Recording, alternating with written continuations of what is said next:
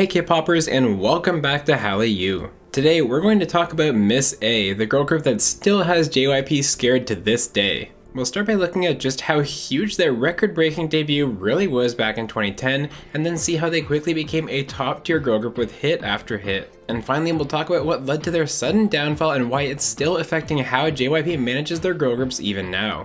Before we get started, I want to quickly thank Hallyu's honorary producers. If you want to show off your bias group here, share your pics in weekly videos, and join a vibrant Discord community with watch parties, custom emoji, and more, all you need to do is support Hallyu on Patreon. So let's go all the way back to 2010 to talk about the start of Miss A. And while their lineup as a group was rock solid with no changes throughout their careers, their lineup before debut actually changed a whole lot. The original set of JYP trainees was a quintet who started performing on Chinese variety shows as the quote Chinese Wonder Girls. One of those 5 members was Hyerim, who actually ended up joining the OG Wonder Girls. This was to replace Sunmi, who left Wonder Girls in 2010 to pursue academic studies before returning several years later. By March 2010, the list of trainees was whittled down to just 2 when JYP Entertainment added the 15-year-old trainee Bae Suzy. This is also when the trio was given the official group name of Miss A, and they actually made a Chinese debut as a 3-member group. They signed with the Chinese arm of Samsung Electronics to release a commercial song called Love Again, which aired on the Samsung Beat Festival. And in an interesting twist of fate, one of the non-members who actually appeared in this music video was Lee Min-young, who 1 month later would join the group officially as Min. And that leads us a couple months later to July 1st, 2010, when the quartet of Suzy, Min, Faye, and Jia made their official Korean debut with the song Bad Girl, Good Girl. And of course, who else would you want introducing this new group besides JYP himself? JYP introducing Made in Asia, Miss A. Now this debut song was some premium second-gen girl group material, and in fact it was record-breaking. Miss A took their first music show win just 21 days after debut, breaking the record for the fastest first music show win for a girl group at the time. This record would stand for 6 whole years, eventually being broken by Blackpink's debut Boombayah, which won 13 days after debut. Obviously the girls were floored, not only by the fact that they actually won so quickly, but also because they beat Big Bang's Taeyang to do it. In fact, Faye was so stunned by the win that she gave her thank you speech in Mandarin instead of in Korean. Bad Girl, Good Girl would go on to win an Inkigayo as well, and the song charted at #1 in Korea for 4 consecutive weeks, breaking another record which was previously held by Girls' Generation. So needless to say, Miss A were off to a spectacular start. Just weeks later in late September, and Miss A would return for their first comeback already with the lead single Breathe. This song was completely different in concept compared to their debut, and it had a lot of interesting video effects to convey a sort of doll-like feeling for the girls in the music video. Despite the huge shift, Miss A were still killing it though, because Breathe also won music shows and reached #2 on the charts. And as the girls continued working towards their next album, A-Class, they had a really cool pre-release promotion with the song Love Alone. Miss A partnered with gold medalist Yoona Kim and the All That Skate Spring 2011 event to promote the new song, and wow was it a unique experience. Not only was Yoona Kim performing a casual routine on the ice, but it was also set to Miss A's music, and Miss A was also there on the side of the rink performing the songs alongside the figure skater. Such a cool performance.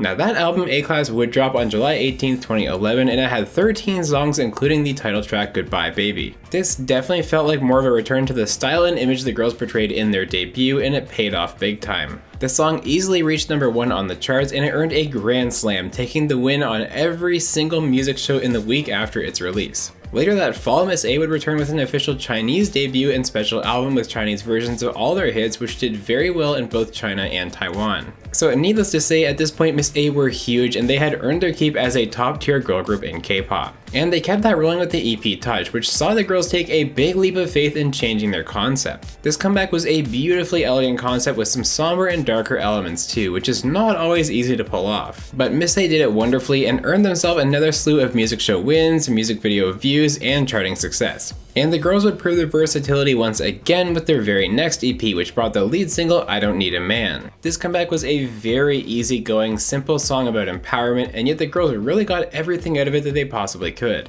And on a side note, during their first day of promotions for this album, the group was actually involved in a car accident and taken to the hospital. Thankfully, there were only very minor injuries, and the girls were able to continue their schedules after being discharged. But still, that's not how you want to start a promotion cycle. And that brings us to my personal favorite release from Miss A, their second studio album Hush and its title track by the same name.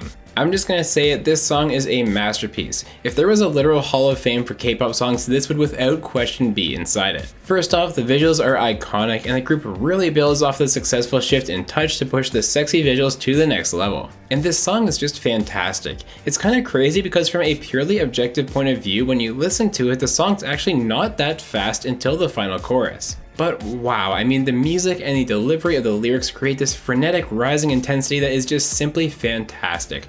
Talk about a song that builds. And yet, if you can believe it, this was the beginning of the end for this legendary girl group. It would be nearly a year and a half before Miss A's next release, that being the EP Colors and the song Only You. Accompanied by an online reality series, the girls saw huge success again, and Only You hit #1 on the charts.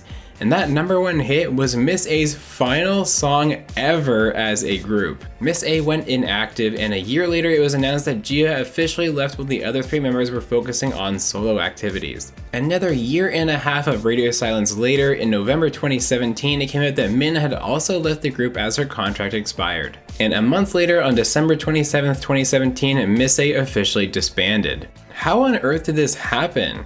How did a record-breaking monster rookie girl group who earned a #1 hit even after 18 months of hiatus just vanish? Well, there is an answer, and in my opinion that answer is still impacting JYP girl groups to this very day. So what was the cause of Miss A's abrupt disappearance? Well, it has to do with one member in particular, Bae's Suzy. You see, I didn't really mention it earlier, but starting all the way back in 2010, Suzy began rising through the ranks of Korean power celebrities very quickly. It started with smaller things like becoming a fixed host of Show Music Corps, but then it grew bit by bit with gigs like hosting the Golden Disc Awards. And then Suzy landed her role in the iconic drama Dream High, winning Best New Actress for the role. She also became a cast member of Invincible Youth 2, starred in the movie Architecture 101, and the drama Big. Suzy was doing absolutely everything, and in fact, she was the first female Korean celebrity to ever win Rookie Awards for singing, dramas, films, and variety. So what does this all have to do with Miss A?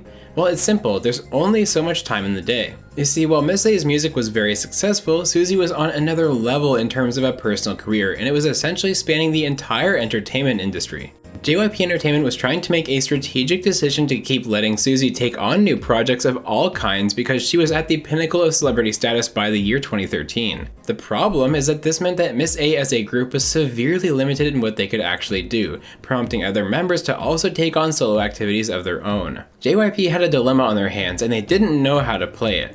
On the one hand, they had a fantastic girl group, but on the other, they had a member in that group who had achieved once-in-a-generation fame across the entire industry. So they chose to invest in Suzy more, and as they soon discovered, that meant that Miss A would quickly start falling off the face of the earth. As I said, Miss A's comeback in 2015 did hit #1, but I think it's fair to say that a disproportionate amount of that success was thanks to the huge audience that Suzy brought in for that comeback. And as her solo career snowballed, there simply wasn't time for Miss A to do anything anymore, and at the height of their careers, they simply faded away. Now, one last point I want to make, because you may remember I said this is still impacting JYP girl groups to this day. And while it's never been confirmed by JYP directly, it's clear in their management that they are terrified of losing another girl group to solo careers. Think about it, Twice is arguably the biggest active girl group in K-pop, and as we stand now, it's been almost 7 years since their debut. How many solos do they have across their 9 members?